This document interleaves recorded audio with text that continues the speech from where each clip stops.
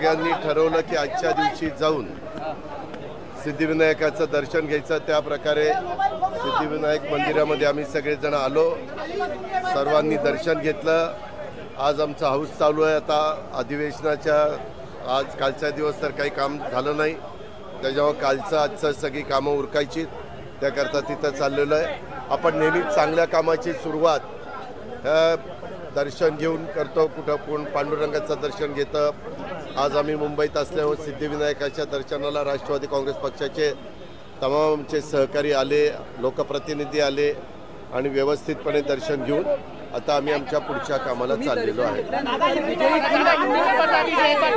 त्याचा अर्थ आम्ही जे काही आता जनतेच्या समोर जाणार आहोत त्याच्यामध्ये त्या ठिकाणी जनतेने आम्हाला आशीर्वाद द्यावेत, सिद्धिविनायकाने आम्हाला आशीर्वाद द्यावेत, त्याकरता आम्ही ती व्हिक्टरीची खूण दाखवलेली आहे।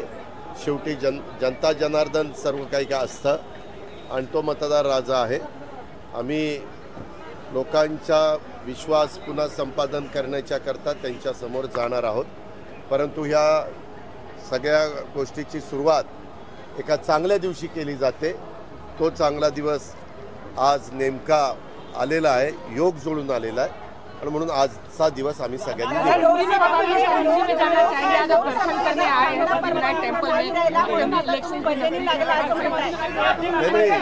ये देखो आज का दिन अच्छा दिन था, इसीलिए हमने ये दिन चुना।